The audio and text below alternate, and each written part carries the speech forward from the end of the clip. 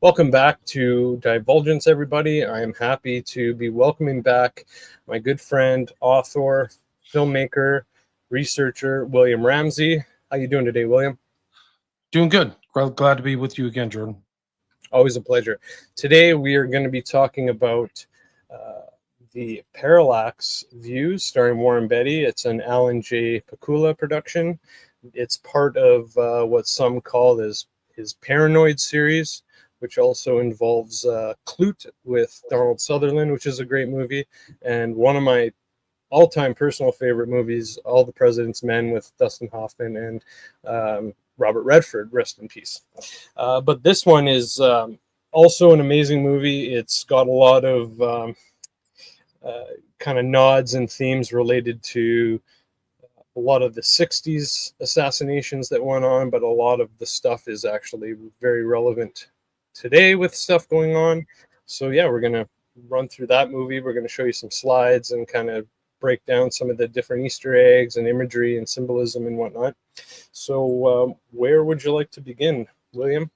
Just like you said, you did the background to the film. It is relevant to today. It's very much like the paranoid thing that involved Beatty. And in real life, he was involved in the 1968 election, much like Frankenheimer, RFK, where RFK got the nomination and was shot. I think it was June 1968. And I think it was it affected Frankenheimer and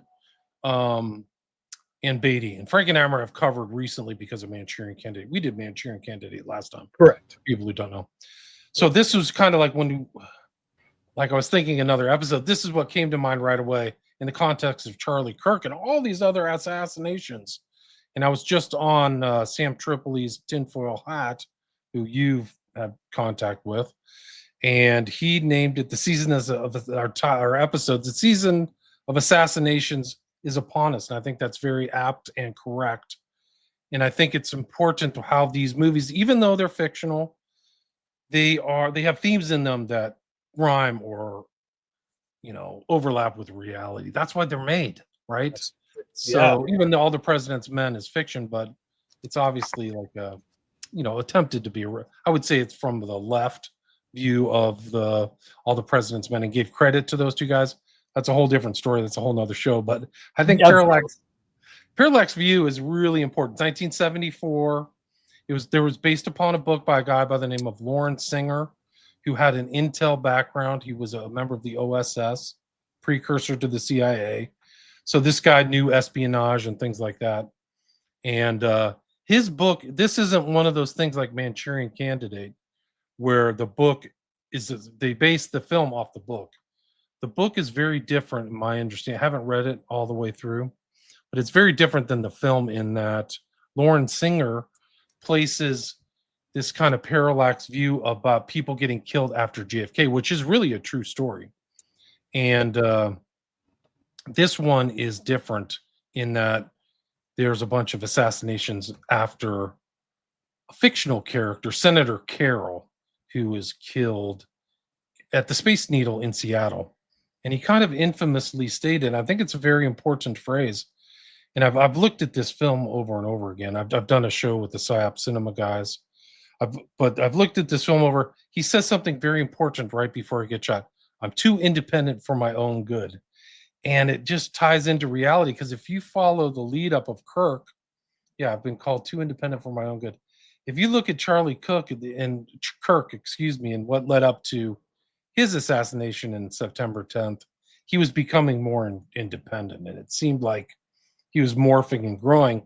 And if you look even farther back to like the assassinations of the 60s and things like that, you actually kind of see that same process in a lot of those people who were shot. Like Malcolm X was changing and morphing and kind of moving away from the Nation of Islam, is my understanding, or MLK kind of speaking out against Vietnam and things like that. So he wasn't just a civil rights leader. He was kind of like a cultural leader too. And so I think that some of the themes in this film, and we're going to spoil the living daylights out of this film. So if you haven't seen it yet, go watch it, guys, right now. We'll wait. It's worth your time. It's really, and the ending is not a positive ending. It's not something where like things are tied up. Ending, yeah, it's a great ending. It's a It is. shocker, really. It's a true ending, right? It's a true ending. Yeah. No, it's incredible. But I think it reflected those times because a lot of those assassinations were not resolved and have not been resolved to this day. We're still bickering about JFK documents in 2025.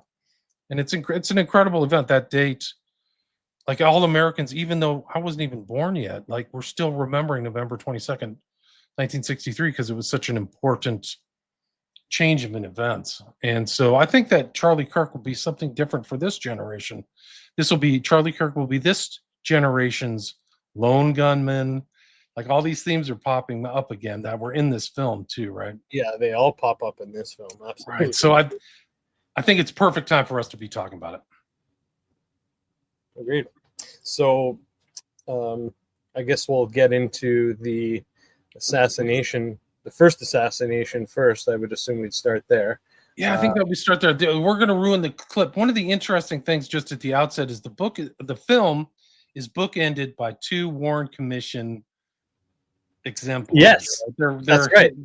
They're playing off the Warren Commission, and they both say both assassins were a lone nut.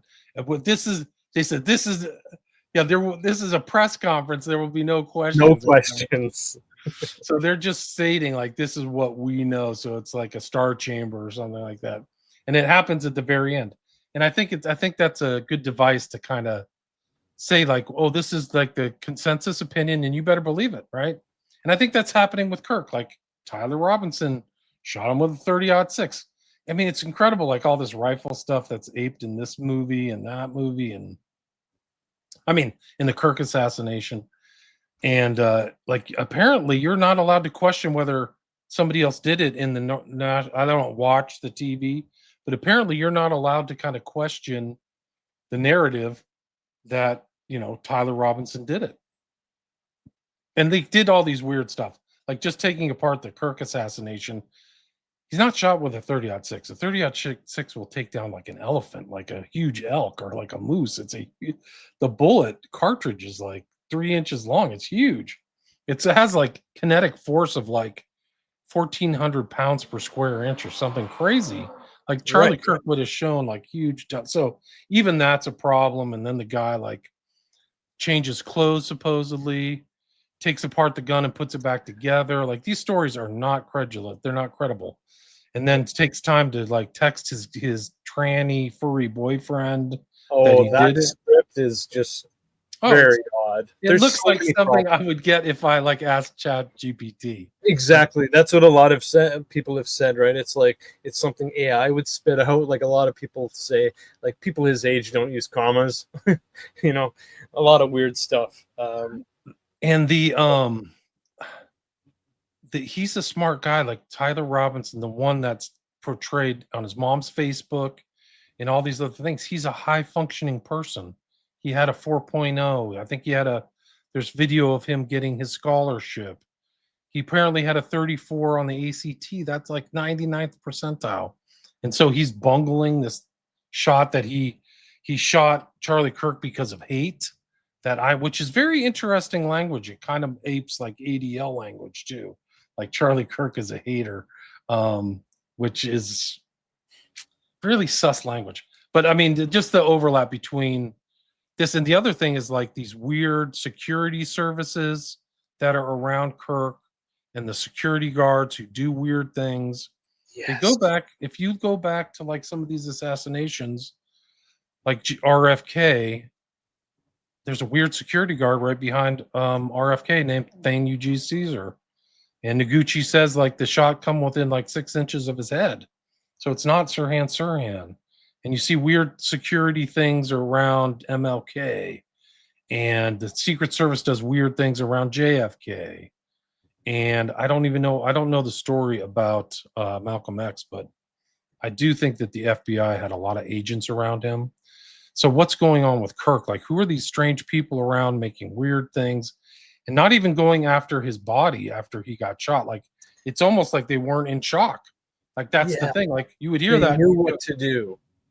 And it wasn't, it's weird. Let's save this guy. It just seemed odd. Like, they just dragged him off. Why didn't they just, like, try to do CPR there? well, what's going There was on? none of that. No, Yeah. it looks like maybe things were passed off. It was very odd. The crime scene was dismantled. There can't be any investigation now further into that.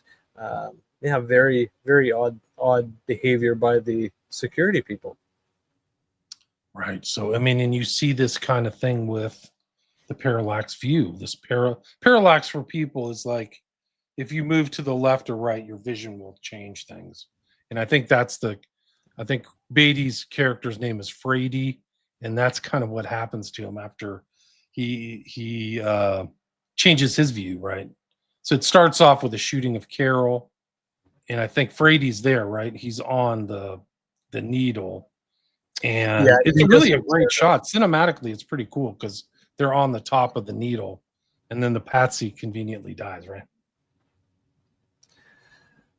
Right, yeah. So after the shooting, so they're there up on the needle. After the shooting, he gets chased up onto the roof, and then falls off.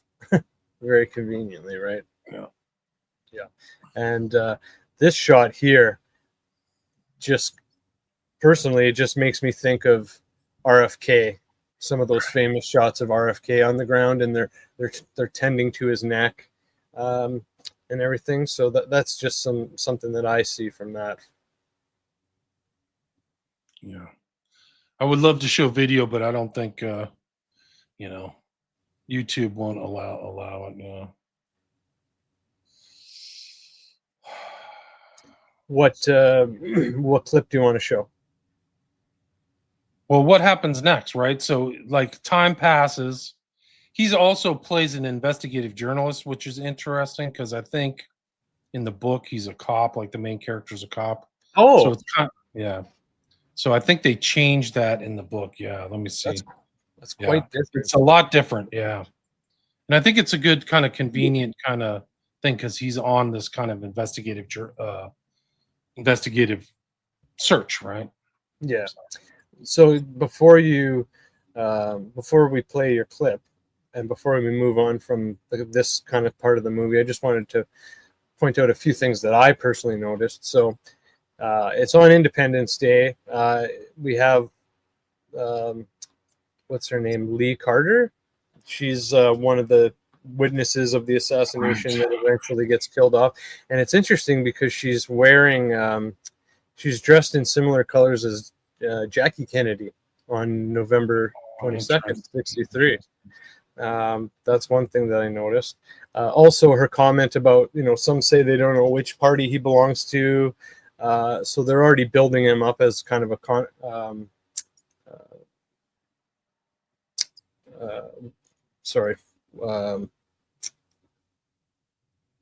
I'm having a moment here. They're already building him up as a figure of a conflicting figure. They don't know if he's they call him an independent politician. They don't know what party he belongs to. And then she says something else after they show him here driving by. She says he's an ideal father if you're young enough, an ideal husband if you're old enough, and an ideal leader of any age. And it's just like they're kind of building him up like to be like a Kennedy character already. That's just what I got from it. And then she makes the comment about the wife, kind of painting her to be kind of like a Jackie Kennedy. Oh, you're always wonderful and smiling in your photographs. So yeah, those are just a few things that I noticed. But what clip do you want to show? Is it before the assassination? I don't know. I'd rather not show any kind of video, honestly. Okay. Unless you want to. I mean, I just got my YouTube channel back. I don't feel like losing it again. All good. What scene do you want to talk about now? Well, she confronts Beatty Frady that she thinks she's going to be killed, right? Right. So after the Warren Commission, right. There we go. So 3 years later, and yeah. Right. So like 3 years later, she confronts him. at the house. She's paranoid. He doesn't believe her, right? Yeah. He's like, no. And then he starts, where is it? They're talking about the commission report, just like the Warren Commission report, right? And then Frady starts listing off all the convenient, inconvenient ways that the people had died. And then he learns that 2 more have died. And one of them was a 40-year-old who died from a heart attack, which seems to be like a classic thing. Someone dying super young from something that, usually doesn't kill someone so young. And he also does kind of like a callback here to JFK, RFK, I would assume like MLK and Malcolm X. People were crazy for an explanation, and he talks about some nut was knocking someone off the best men in the country and all stuff like that. So it's very right. very so the lone nut theme is there, right? So it's they understand that the lone nut element is involved in this. Drowning, so accidental, like SNP drowning. A fishing accident. Right. So they've got, and it shows like almost how in real life, like there was like, I think it's Richard Belzer's book Hit List, right? Where he goes through and there's like 40 strange deaths after JFK from very early. Great book. For like 10 years, even into the 70s, actually. Because once they started doing these House Committee on Assassinations and stuff, people were supposed to show up there in the 70s and then ended up dead. That's right. Rosselli and the Sam Giancana. That's right. So, you can just go to the next slide. So then she ends up dead, obviously. Right. So she ends up dead, and then he goes to the he goes to the morgue, right? And what's her? She's supposedly overdosed, right? Yeah. She was alcohol, and apparently she was driving the wheel of a car. Right. Wow. It sounds like reminiscent of Marilyn Monroe or something. Barbiturates. Right.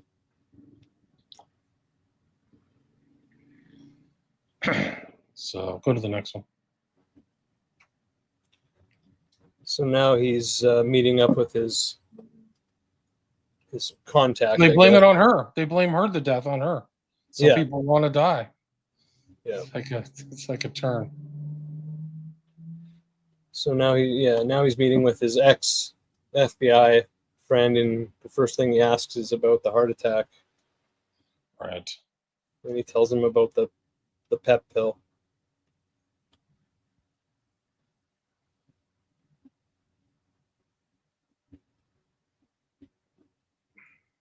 So you got a pill for it, a pep pill. Yeah. Makes them look like they have a heart attack. So now he decides he wants to go undercover. And this guy, obviously, it's a good idea. He decides that you got to have 2 covers. So he gives them one name, but then he says if they investigate the first one, they'll be less careful with investigating the second one. So they end up giving them 2 covers, getting 2 different fake IDs, which does comes up again in the film. They look past the first one, and then the second one I think holds. Right. So this is his cop buddy, right? Yeah. So they want to make him a weenie wagger. Gives him a reason why he wants to hide his identity. So it's all interesting. It's interesting how he's kind of creating himself to be. I mean, this is throughout the whole movie. He's creating himself to be the perfect patsy, right? Right. It's like that's when the interesting twist of the whole thing is like he never keys in that it's going to be used against him, right? Like he's a psychopath. And this there's elements in this film that tie into reality, which is like psychological tests and, things going out. There's this guy Gittinger in the CIA, and that's what he did. He would give people these tests to try to determine their innate psychology. So it really was real. And this is like something that happens when he discovers the Parallax Corporation. So he's at the bar, kind of scouting things out at Salmon Tail or wherever, and this is where he meets the deputy and the sheriff. Gets into a big old bar brawl with the deputy, which is interesting. He's just an investigative journalist, but he's able to pull a fight on this sheriff's deputy. So yeah, here we go. Meets the sheriff, and then he thinks that this guy's kind of helping him, right? They have some drinks. They're talking about suspicious details in the story, and he makes it seem like, okay, well, we'll take you to where this last guy died on his fishing accident, and we'll look in to see if we can drowned, right? Yeah, exactly. So and then here they go. They're at the dam and the water's coming down, and the alarm's going off, and he realizes that, well, there's no way this guy could have died, there's no way this guy could have just drowned. Like, he obviously would have heard the alarms and whatnot, and then that's when he realizes that he's being brought out there to be killed.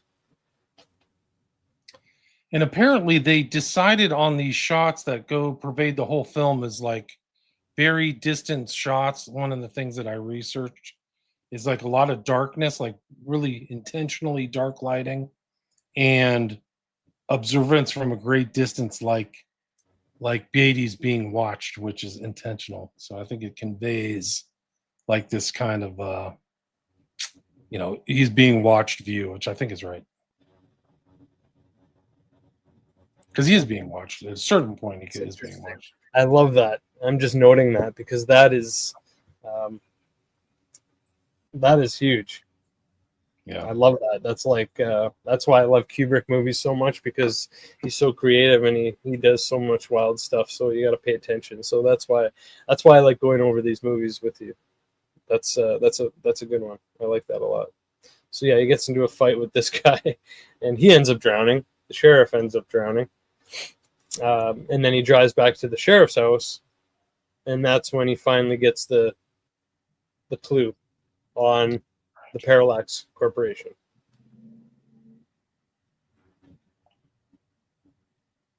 Finds the test.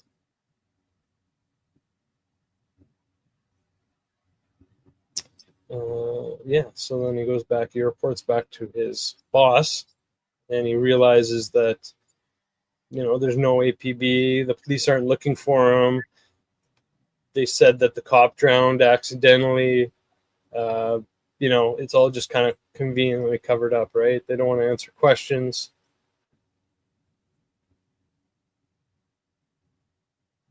Right. So then this is his boss, right? So this is the guy at the newspaper who's going to make the decision on his investigation, right? Exactly. On Frady or Beatty's investigation. And he goes even further to say that the sheriff and his deputies were indicted on another case. So he's saying, you're not onto anything. You're onto something that you didn't know what you were on, but you're not really onto something that you think you're on. They were in trouble for something else, so they weren't suspicious of you because of what you're looking at. But then he kind of rebuts it. So yeah, he says it wasn't any national conspiracy he was covering up, and then he rebuts him and says, I didn't tell him I was a reporter. He didn't have my real name, so he didn't know what was going on there. Right. So, and then the next scene is very interesting. That's when he visits his buddy here. Buddy, right, with the chimpanzee. Yeah, yeah. And he goes over the test. So this is like the testing thing I was talking about. This was kind of a known thing in the 50s and 60s. These psych tests, personality tests. They actually use them in Scientology. to try to suss you out, see where your weak spots are. Right. Yeah. One of the other things too about this film, it's like the paranoia. You know, you can cut it with a knife. It's the cliche. It's really true, but it happened. I think the film was released during the Watergate hearings, or Watergate was taking place. Okay. So, like this backdrop of the paranoia. So all the President's Men hadn't been made yet.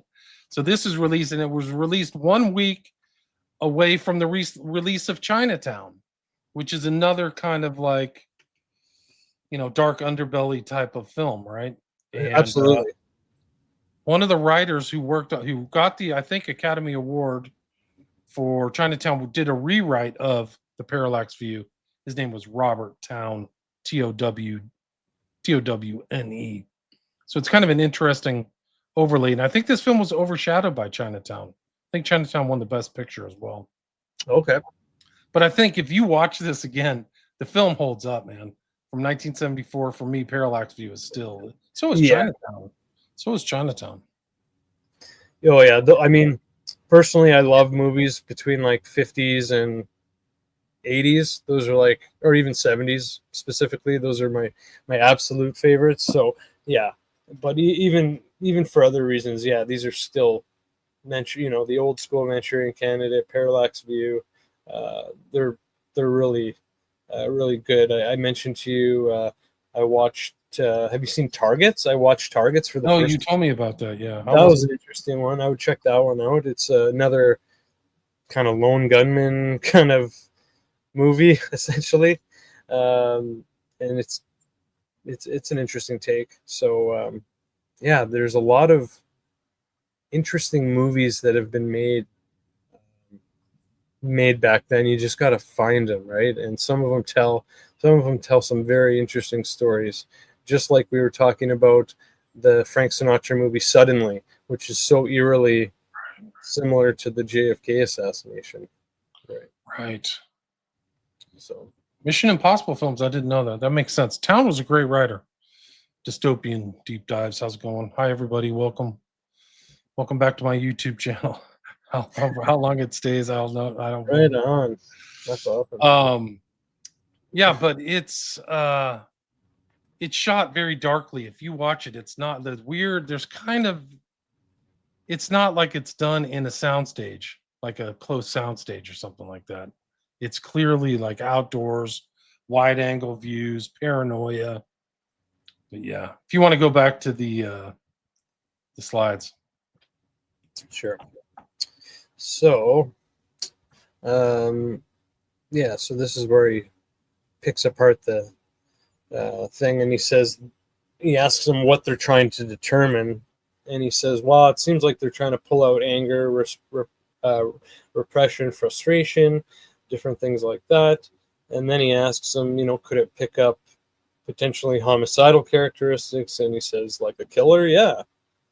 So that's when the things, I mean, if you're watching it for the first time, that's probably when things start to get really clear of what's going on, right?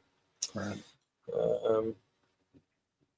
And then he asks him, you know, will you sit down with me and tell me what answers would come from a highly violent person? And he just so happens to have like some criminal there. Yeah, here, we'll let Ernie take it. He'll blow him right off the graph.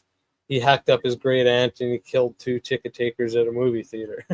So yeah, it's interesting how they have the perfect subject to help them get what answers they want, right? Right.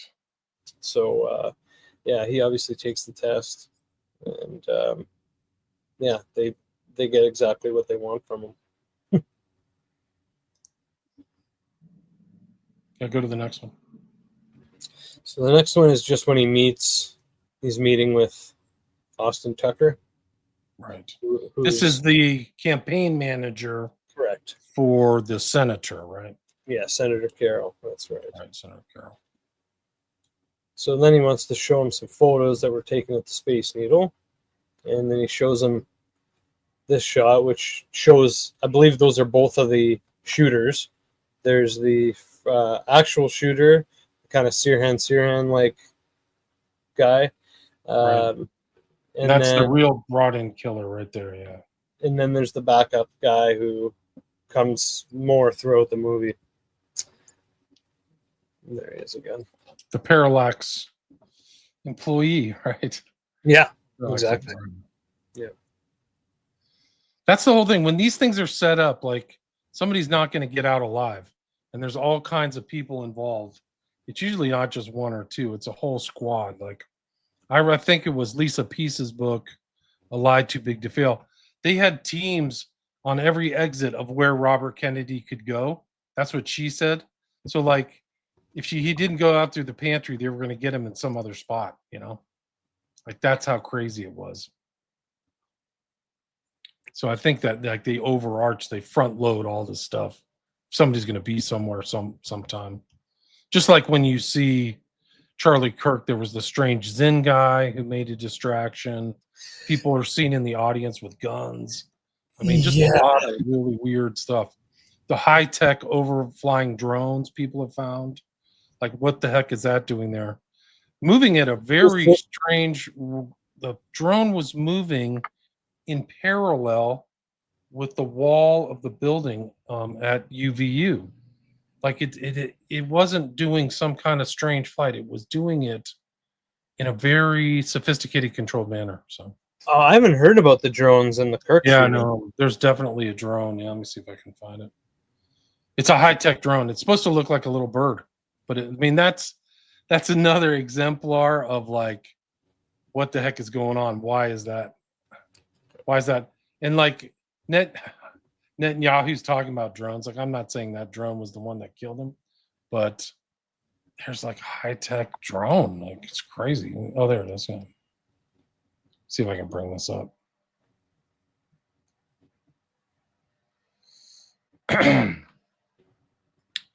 But like the technology. And I think that what they were trying to convey at Parallax View at this time is this kind of was the high-tech stuff. Like they were, you know, we'll see later on, you know, other things like when he's in that kind of like mind control thing, like that to them at that time was like top media type stuff.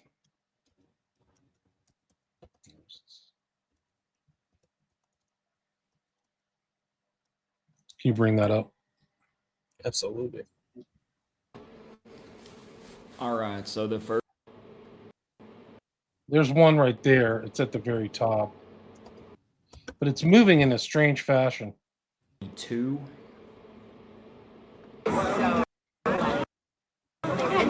It moves so fast. Right here. Oh. That's not the best. This isn't the best one that I have. The other one is somewhere else. Let me see if I can find the other one. That's not the best one. Do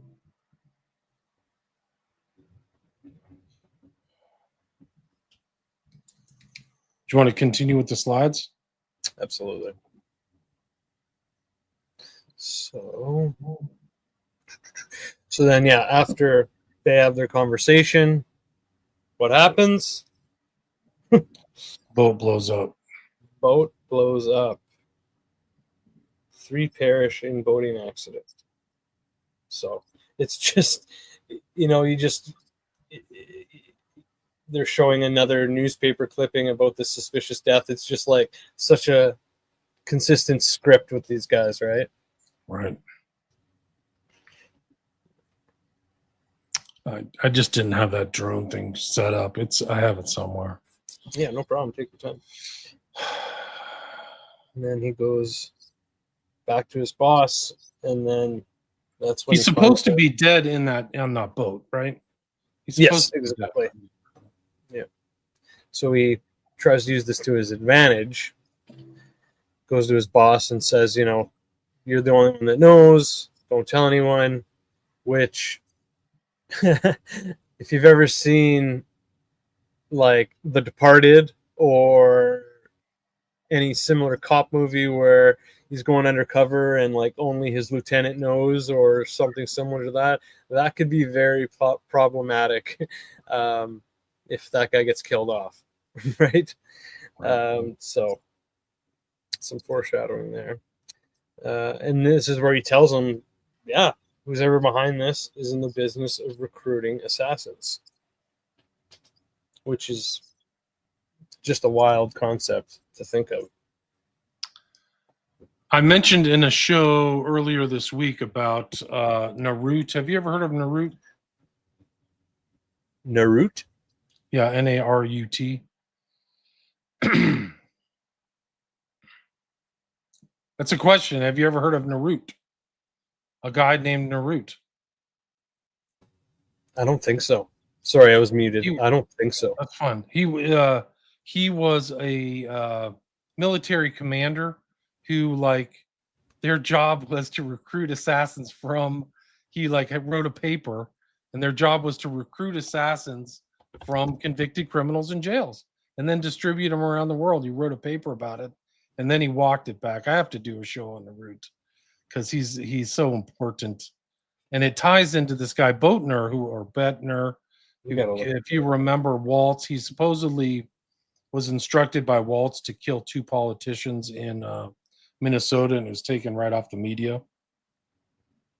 But yeah, Narut's really important. Wow. Yeah. I'll do a show on Narut.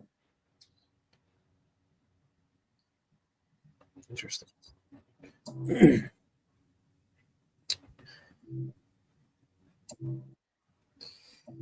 And then he goes back home, and they reach out to him. The Parallax Corporation. They tell him, you've got some very interesting scores. Obviously, he had the guy help him fill it out just how they would probably want it. So it's safe to say that's why they got back to him so quickly.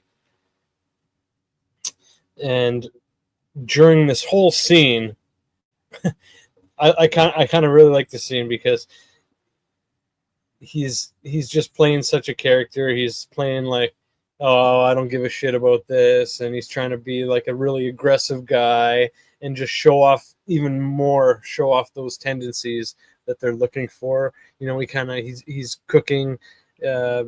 He's cooking in his little stove in his little apartment, and he's, a little loner, and then he burns himself, and he freaks out, and he's violent, and he's kind of being an asshole and asking questions like, why do you want to know this, and what's the deal? And so I thought that was pretty well written. And then he even says, the very quality that gets you into trouble makes you potentially invaluable. And he says, what's that? And he says, your aggressiveness. Right. So you can play that. Can you post that comment by Dystopian Deep Dives, please? Just click on it on StreamYard. I can't do it. This one? The report in the Sunday Times. Oh, I'm sorry.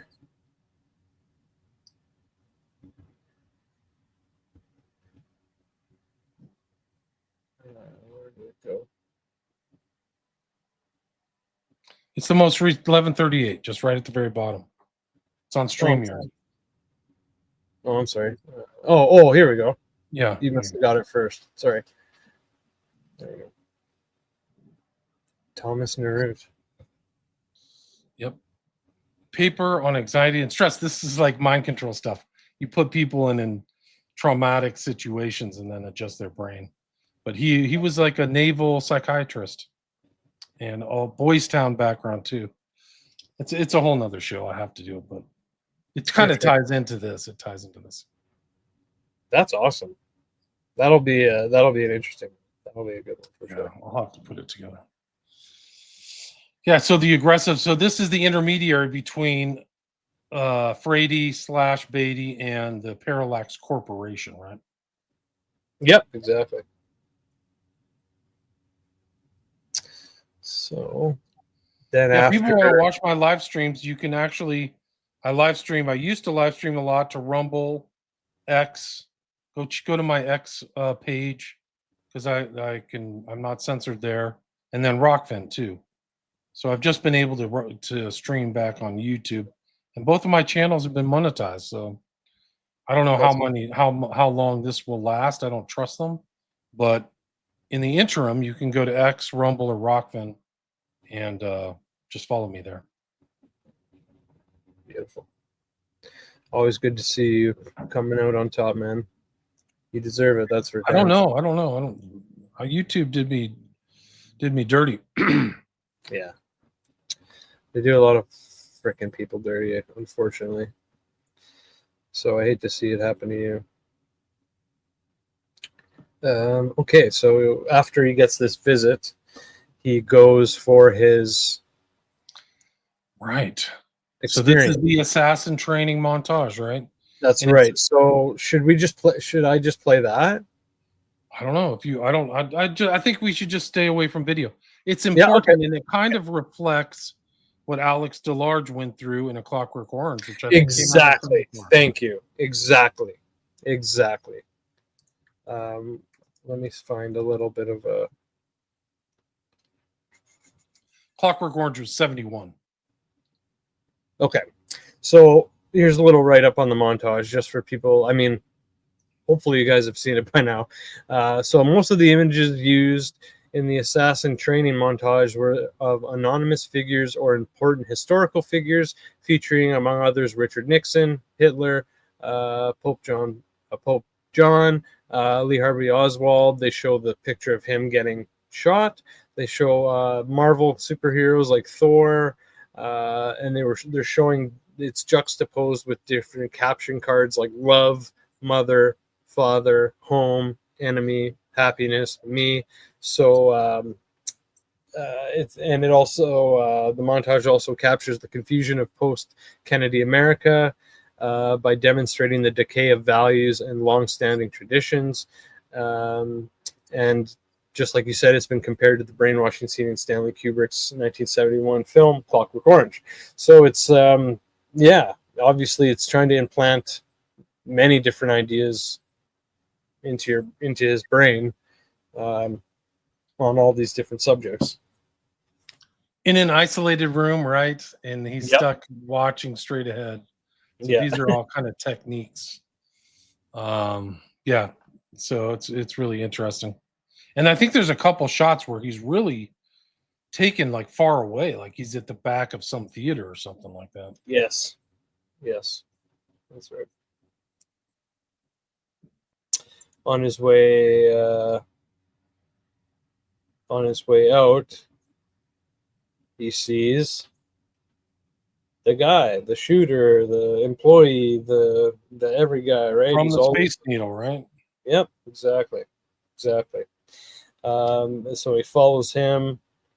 This is a pretty interesting scene. He follows him, and he notices that he's putting luggage onto a plane, and he decides to jump on the plane. And when he notices that, I'm pretty sure I can't remember if it's a congressman or a senator is on the plane, but one of the two. So he realizes it's another congressman or senator. You're right. Yeah. Yeah. It's another. So he realizes, they're going for it again, right? They're going to do something again. So I have a interesting comment here in the chat. Pakula died mysteriously. Do you know about that? He died in November 1998, driving on Long Island Expressway, and a pipe supposedly went through his windshield and killed him. And then the authorities said, it's just a tragic accident. No foul play involved. Wow. Like, that's strange to me. Hit him straight in the head. Strike the How does that happen? I don't know how that happens. Metal pipe swerved off the road into a fence. No. A metal pipe went through his windshield. No, that's what it says when a driver in front of him hit a metal pipe, causing it to crash through his windshield and strike him in the head. His car then swerved off the road into a fence. Yeah, crazy. Jeez. That's awful. So he is. Oh, right on. Got Thanks, a nice Sarah. Thank you. There. Thanks for that. That's awesome. Always nice to see people supporting the right people. So yeah, he puts he writes on there with soap, and then he realizes that someone's at the door, so they're gonna know it's him writing the note. So he erases it, and then he decides to write a note on a napkin, and he just slips it in there while they're coming around with the drink cart, and eventually she sees it, and they throw everyone off the plane. And then the plane blows up too, so it really was a live bomb, right? Oh, did the plane blow up? I thought they got everyone on. I thought it blew up off screen. You're right. My mistake. Yeah, totally. I'm just not remembering the explosion. Yeah, so he was able to help avert that. Where are we next? Oh yeah, so he gets home, and he goes into his dark apartment, and Buddy's lying on his bed there, and he says, "We already have an offer for your services." And he says, "From who?" "Manufacturers Intelligence Group." MIG. So this whole thing is that I think they're knowingly playing off of the notion of what Permindex was. Are you familiar with the whole story of Permindex? Permindex. So Permindex, Clay Shaw was the one that Garrison criminally prosecuted, right? And he was in a subsidiary of this group called Permindex. Oh, Permindex. It's Permindex is a portmanteau. It's a mix of, it's like permanent industrial displays or something like that, or exposition. Permanent industrial exposition. Yep. Yeah, Permindex. You got it. But back then, those were places where businessmen could go and network. And so like a lot of rich people or, influential people were there. But it was like mob connected. There were guys in the, spooks. Joe Bonanno of one of the crime families was in there.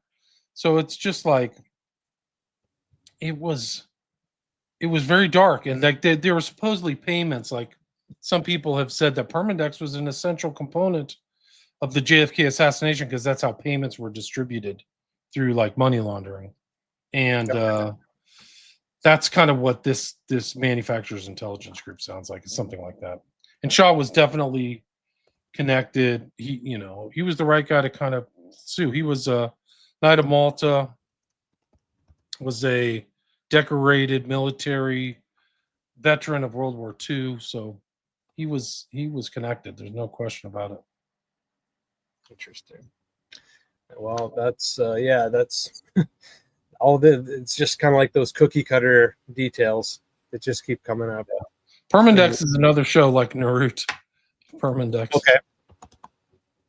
Gotcha. Naruto. So he tapes the conversation that he just had with his handler. He gives it to his boss. His boss listens to it and puts it in this envelope here. And then his food comes, which he gets a sandwich ordered earlier in the movie, and now he's getting another meal ordered, and he realizes, oh, it's a new guy working, making the deliveries, and who is it? Mr. Parallax. Right. So The already trained assassin, going all the way back to Senator Carroll. that's right. So he had a massive coronary. So all these people are dying again. Yeah. And then, boom, the money's not taken. It wasn't a robbery, nothing like that. It was just they took the evidence. That's all they needed.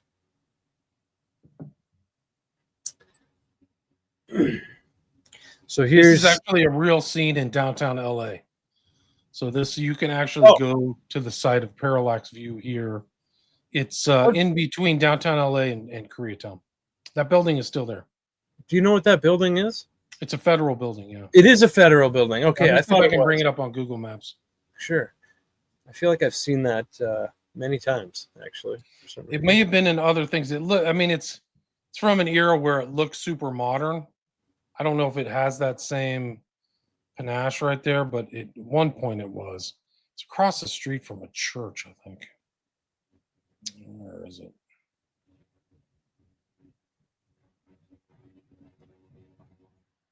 You can just continue. Sure.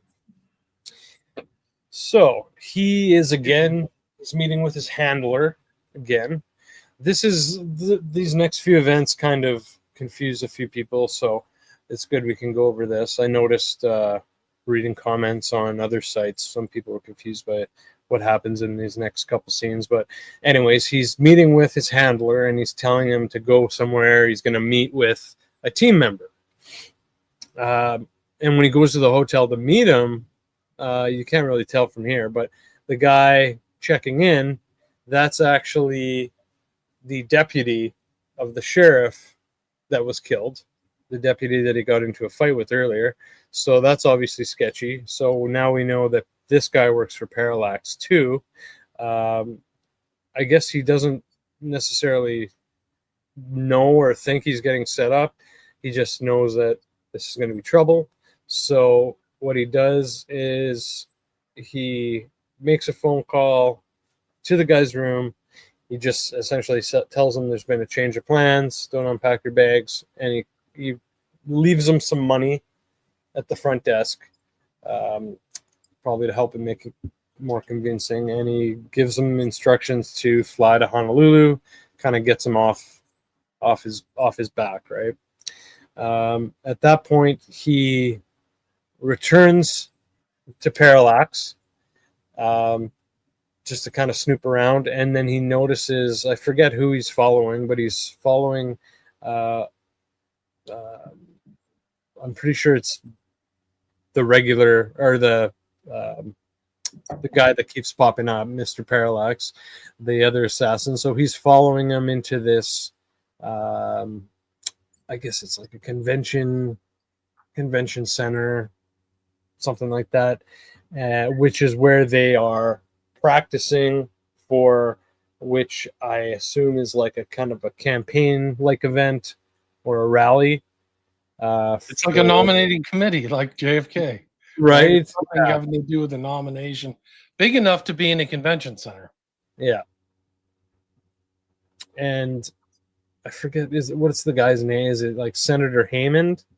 I think his name's Hammond. I think you're right. Hammond. Sorry, Hammond. That So it's for Senator Hammond. And this is interesting. So the words used are just very interesting in this next little part. So he's I guess it's the conductor or whatever, the band leader, talking to the band. He says, we got to work smoothly and it'll be a clean, clear picture, just like a clean, clear shot, right? And then he says, which reminds me of 9/11, I'm going to give you a warning: 1, 2, 3, and a command: pull, which is also pull the trigger, right. Kind of like 9/11, pull it. From just strange terms, no doubt. Right?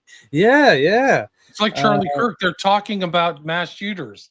Like, how does exactly? This happen? Exactly. Like, what do you think about these mass shooters? There's too many of them. Well, what this thing can be stopped with the mass shooters, and then he gets shot. And then boom. And it's like almost like it's choreographed. Like there's something. That guy who was asking him questions is part of the.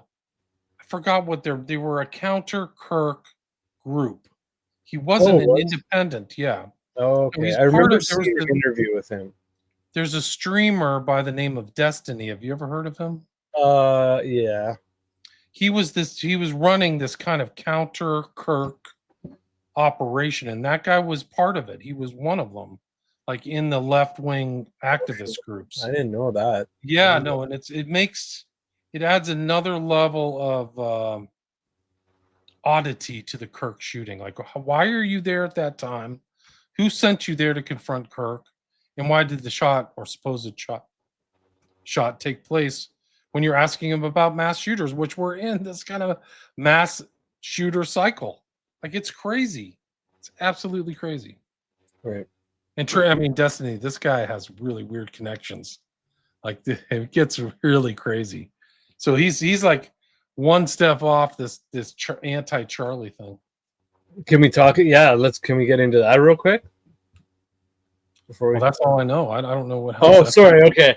Because he's like, yeah, that Destiny. I mean, Destiny, I don't know much about him, but he seems like an interesting he's character. a streamer who is like a left-wing activist. So like there's left-wing streamers or left-wing activists, and there's right wings. And Kirk is on the right, and this guy, Destiny's on the left. Yeah. I think he's like trisexual or something like that. I don't really even know. He had some weird connection to Nick Fuentes, and then he's working on this anti-Kirk thing, and a guy from his organization starts asking Kirk about these questions. So there's a lot of weird secret financing all over the place too. So there's a lot more to the Kirk story, kids. That's where it gets pretty muddy, I'm sure, right? Yeah. Can you bring up what I brought up on the screen there, the other box? Yeah. So this is where. Yeah, you can see him walking. Oh, that's the actual building. That's the Parallax building. That's the Superior Court. Now, this was back in the modern sense. This is actually the shape of a monolith, which in certain contexts can be considered like an occult, diet thing. And it's kind of weird, just kind of this triangular pyramidal things propping it up. But it's right here. This is like Koreatown. There's a big church here, First Congregational Church of Los Angeles. And then there's the whole building. And the guy walks by the building at the end, yeah. Crazy. So there it is. That's the Parallax building. That's so cool, man. Thank you for sharing that. I like that. You're in LA, you can go check it out. Yeah, I'd like that. Put that on my list. So yeah, here we go again. Get your concentration here. Make a good, clean, sharp picture. Just sounds like they're talking about taking a shot again, right?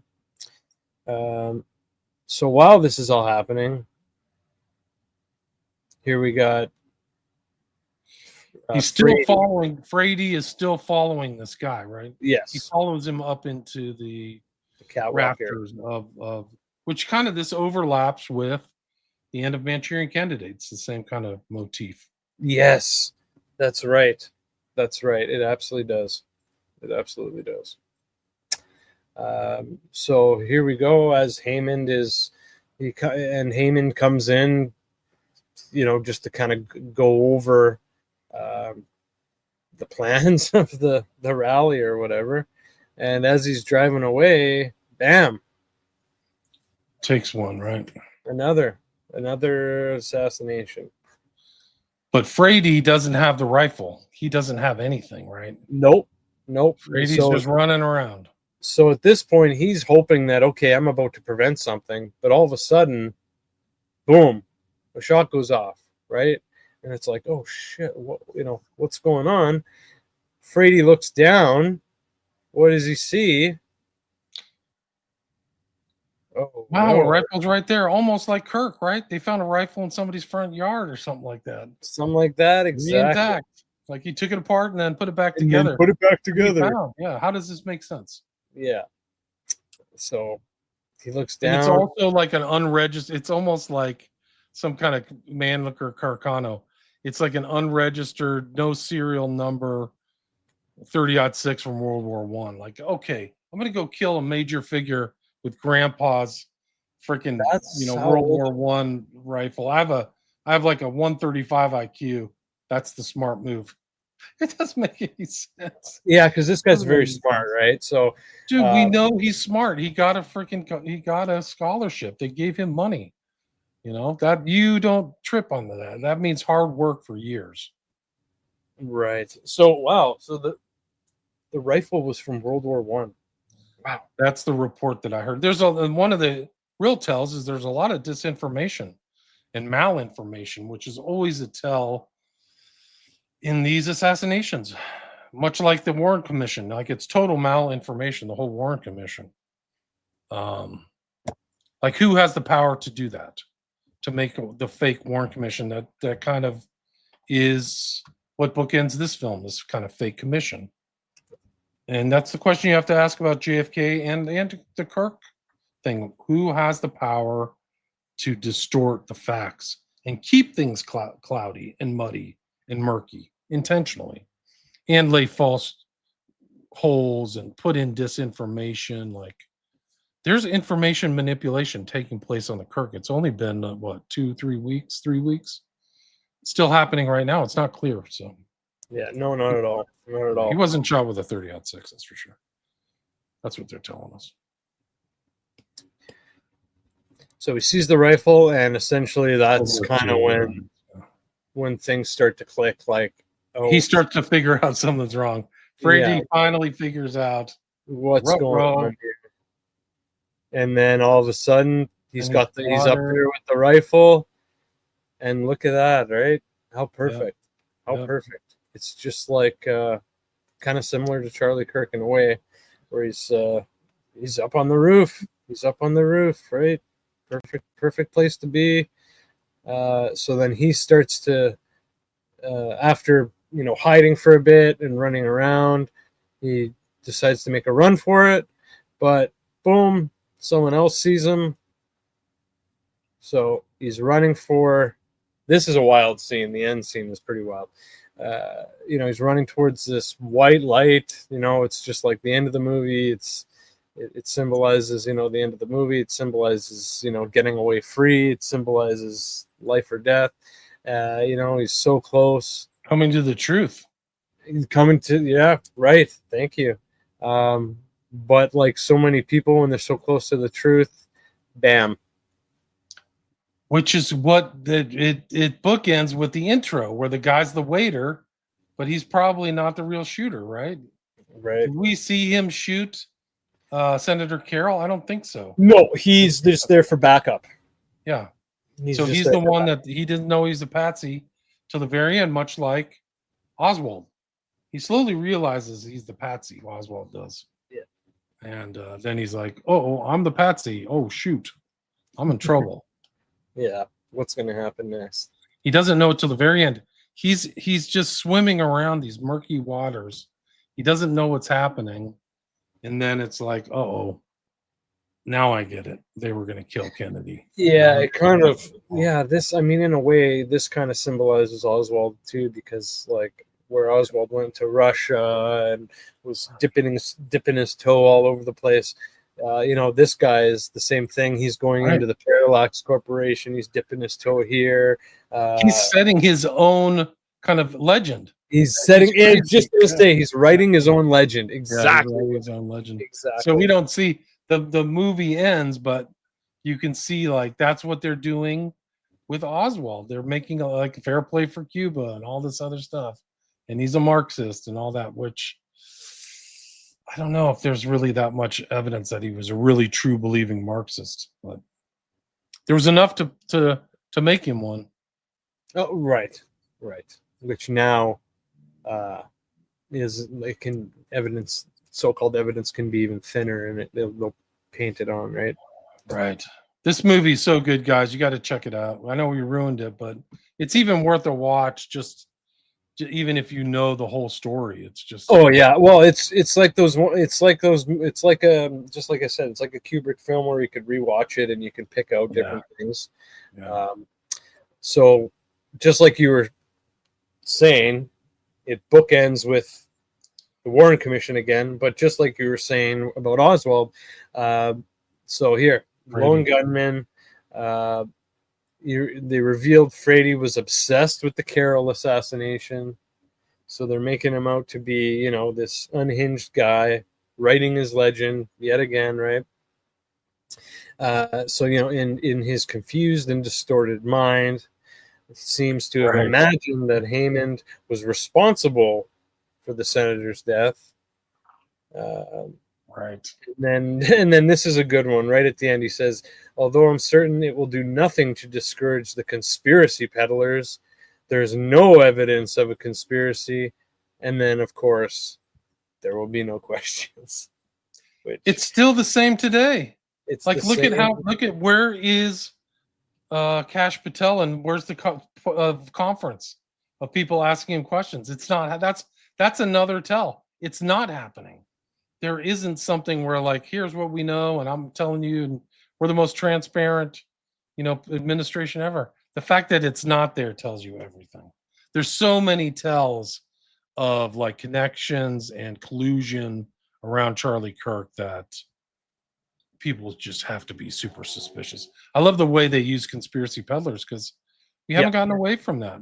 That label conspiracy. I still get called a conspiracy theorist all the way to today. Conspiracy is the norm, guys. Sorry. Yeah. I got to wrap it up, bro. I've been standing for like 3 hours. That sounds good. That sounds good. Thank you, William. Thank you again for your time. We'll definitely have to bring you back. Before you go, though, for those who aren't aware of where to find you and what you do, can you just let us know? Yeah, you can. My podcast, I think, is in the top 18,000 podcasts in the world. William Ramsey Investigates. I have 5 documentaries. I post a lot at my Patreon now. I have 5 documentaries there you can check out. And I've got 5 books you can Amazon. You can just buy them off Amazon on a wide variety of different subjects. Beautiful. All right, William, thank you. And everyone, please check out William's YouTube page, which is now back up and running. Please also check me out on X at Divulgence Pod. You can check us out on Spotify, wherever you get your podcasts. And please help me grow my channel. Please subscribe to the Divulgence Podcast YouTube channel. And everyone, thank you for watching, listening. Thanks to everyone in the chat. And everyone have a great day. Take care.